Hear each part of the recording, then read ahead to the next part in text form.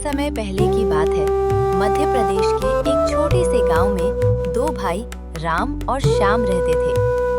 वो दोनों एक ही माँ की संतान थे, लेकिन उन दोनों के स्वभाव में दिन और रात का अंतर था। राम बड़ा भाई था, थोड़ा तेज, चालाक और बहुत महत्वाकांक्षी। उसे हमेशा जल्दी अमीर बनने की चाह रहती थी।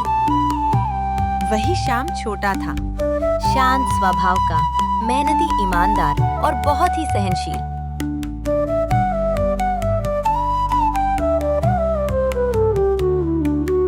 उनके पिता हरिराम जी गांव के एक सीधे साधे किसान थे। उन्होंने अपने खेत खलिहान और पुरखों की जमीन को बहुत संभाल के रखी थी, लेकिन एक रात दुर्भाग्यवश हार्ट अटैक की वजह से उनका निधन हो गया। उस समय श्याम केवल 17 वर्ष का था और राम 25 वर्ष का। हरिराम जी के गुजरने के बाद दोनों भाइयों के सामने जिम्मेदारियों का पहाड़ टूट पड़ा था। माँ कमला देवी हर रोज भगवान से प्रार्थना करती थी कि दोनों बेटे मिलकर काम करें और एक दूसरे का सहारा बने, लेकिन किस्मत को कुछ और ही मंजूर था। राम ने तुरंत पिता के जमीन बेचने की बात उठाई। नितिन घबरा गया और बोला, भैया, ये आप क्या कह रहे हैं?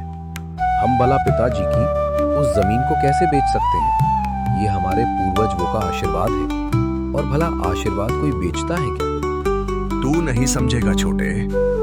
तुझे क्या लगता है गांव में इस छोटे से खेत से क्या होगा? अगर हम इस गांव में रहे तो गरीबी ही हमारा मुकद्दर बन जाएगा। मैं तो करता हूं कि तू भी मेरे साथ शहर चल, कोई बड़ा काम करेंगे। मैं बिजनेस करूंगा और तुझे भी कोई अच्छे काम में लगा दूंगा।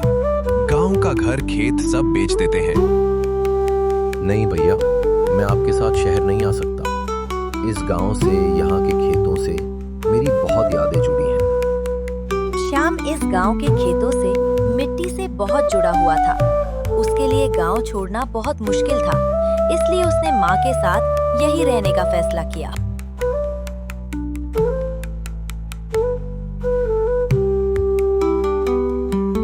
राम ने अपने हिस्से की जमीन, घर और खेत सब बेच दिया और शहर की तरफ चला गया।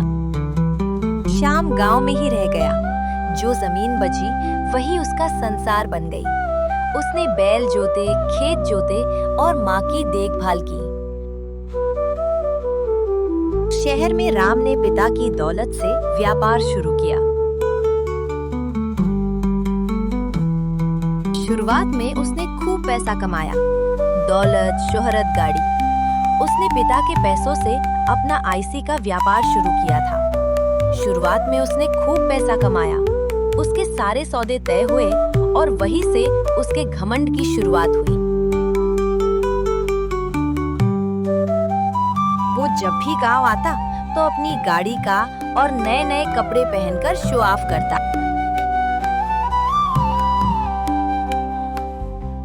और शाम की मेहनत का मजाक उड़ाता। अरे ओ पागल, तू अब भी इस कीचड़ में ही रह गया। तू तो बिल्कुल ही पागल है, जो अभी तक यही पड़ा है। मुझे देख, मैं शहर में रहता हूँ, मेरे पास आज सब कुछ है, गाड़ी, बड़ा घर, पैसा, सब कुछ। और तू? मैं तुझे अब भी कहता हूँ कि मेरे साथ शहर चल। वैसे तो वहाँ पागलों के लिए कुछ काम नहीं है, पर तू मेरा भाई है, इसलिए मैं तुझे वहाँ पर कुछ छोटा मोटा काम तो दिला ही दूंगा। अब भी मौका है, समझ जा। श्याम कुछ नहीं बोला, बस मुस्कुराता रहा।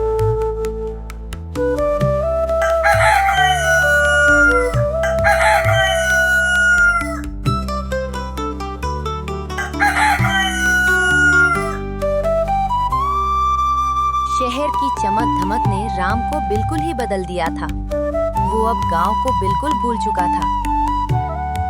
राम अब वही लड़का नहीं रहा था जो अपने पिताजी की छड़ी से डरता था। अब वो पूरी तरह बदल चुका था।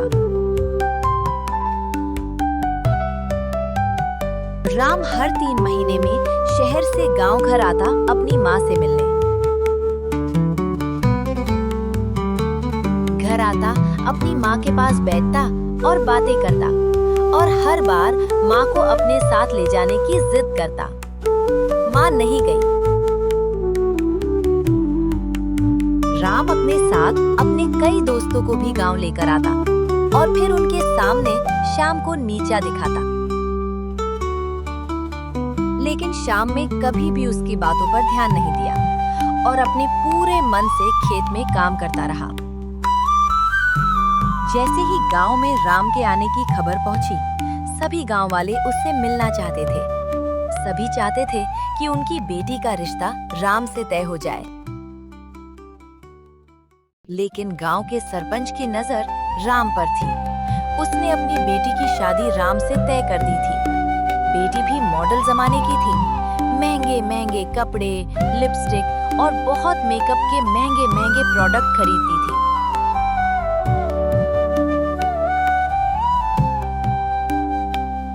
माँ, देखा तुमने? मेरा रिश्ता सरपंच की लड़की के साथ तय हो गया। अब तो मैं और अमीर हो जाऊंगा। राम को अभी भी दौलत ही दिख रही थी। उसका लालच अभी तक खत्म नहीं हुआ था।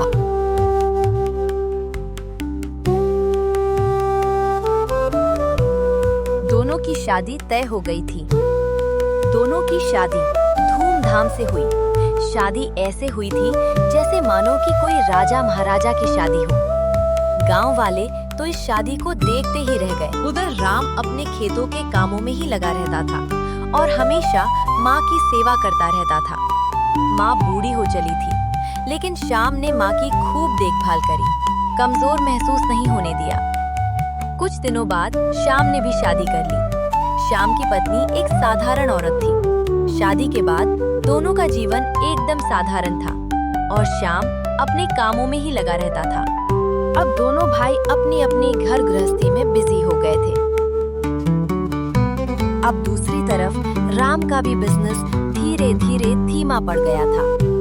राम को अपने जिस मैनेजर पर आंख बंद करके भरोसा था, उस मैनेजर ने राम को धोखा दे दिया था। अरे तुम जब से कहाँ थे? तुम्हें पता है ना कि मेरे घर पर मेरी बहन की शादी है और वहाँ पर फंक्शन है। मुझे वहाँ जाना है। तुम मुझे पैसे दे दो। कम से कम 3 जोड़ी ड्रेस लाऊंगी और मुझे अपना हार भी लाना है। ये एक ही हार मैंने 3 फंक्शन में पहन लिया है। अब ये मैं नहीं पहनूंगी। मुझे दूसरा हार लाना है। तुम मुझे जल्दी से पैसे दे दो और मुझे पार्लर भी जाना है। मुझे फेशियल ब्लीच करवा के आनी है। तुम मुझे जल्दी से पैसे दे दो। अरे रुक जाओ, मेरी भी सुन लो। पिछले 3 महीने से काम बिल्कुल भी नहीं चल रहा है। रोज काम पर जाता हूँ यही सोचकर कि आज कुछ न कुछ जरूर हो जाएगा, लेकिन शाम को खाली हाथ ही लौट आता हूँ। सारे पैसे शैल खरीदने में खराब हो गए। मैं भी यही चाहता हूँ कि मैं तुम्हें सब कुछ दूं, लेकिन तुम थोड़े दिन रुक जाओ। मैं घर आया और तुम सीधा पैसों की बात करने लगी। अभी मेरे पास कुछ भी पैसे नहीं हैं। तुम थोड़े दिन रुक जाओ। मुझे तो बस पैसे चाहिए। मुझे कुछ नहीं पता। अगर मुझे पहले पता होता कि तुम कंकाल होने वाले हो तो मैं तुमसे कभी शादी नहीं करती। तुम्हें पता है ना कि मैं सरपंच की बेटी हूँ। मेरे लिए बहुत बड़े बड़े रिश्ते आए थे, पर मेरे पिता ने मेरी शादी तुमसे करवा दी। सीता अब बहुत गुस्से में हो गई थी। उसको पहले से ही सजना संवरना बहुत पसंद था। सीता एक भी घर के काम को हाथ नहीं लगती थी। घर का खाना शेफ बना देता, कपड़े धोबी धोने के लिए ले जाता। सीता सही अपना आराम फरमाती थी। लेकिन जैसे जैसे पैसे खत्म होते गए, सबने नौकरी छोड़ दी। बैंक वालों ने राम का ऑफिस भी सील कर दिया और घर भी नीलाम हो गया। राम और सीता सड़क पर आ गए। सीता की सूरत से अब सारा श्रृंगार उतर गया था। हे भगवान, अब मैं कैसे रहूंगी इतनी धूप में? तो मेरी स्किन खराब हो जाएगी। अगर मुझे पता होता कि तुम कंकाल होने वाले हो तो मैं कभी तुमसे शादी करती ही नहीं। हे ऊपर वाले, ये कैसा पति दिया है तुमने? तुम चिंता मत करो सीता, मैं कुछ न कुछ जरूर करूंगा। अभी मैंने हार नहीं मानी है। जिसने कभी मिट्टी पर पैर नहीं रखा था, आज उसका ये हाल हो गया था। उधर धीरे धीरे श्याम के हालात ठीक हो रहे थे। उसने अब थोड़ी सी खेत की जमीन और खरीद ली थी। एक दिन राम बैठकर सोच रहा था कि जो मुझसे इतना नीचे था, आज उसकी इज्जत गांव में बढ़ गई थी। राम का घमंड तो चूर चूर हो गया था। पर उसकी ईर्ष्या अब बढ़ गई थी। देखा आपने, जो आपका छोटा भाई कुछ दिनों पहले तक भिखारी था, आज उसने कितनी तरक्की कर ली है। उसकी पत्नी ऐशो आराम से रहती है और मैं यहाँ दर दर भटक रही हूँ। तुम कुछ करते क्यों नहीं हो? तुम चिंता मत करो, मैं कुछ न कुछ जरूर करूंगा। राम हर समय एक ही बात सोचता रहा कि शाम को नीचे कैसे गिरा, लेकिन तभी राम की माता स्वर्गवास हो गया। पूरे गांव दुख मना रहा था और अब उसकी माँ के साथ साथ राम का घमंड, अहंकार और ईर्ष्या भी मर चुकी थी। अब उसको अपनी गलती का पछतावा हो गया था। राम ने कहा, मुझे माफ कर दो मेरे छोटे भाई, मुझसे बहुत बड़ी गलती हो गई जो मैंने तुम्हारे साथ ये सब किया। कोई बात नहीं भैया, गलती तो सबसे होती है। आपको अपनी गलती का पछतावा है, यही मेरे लिए बड़ी बात है। अब सब ठीक हो गया था। राम और श्याम दोनों भाई मिलजुल कर रहने लगे।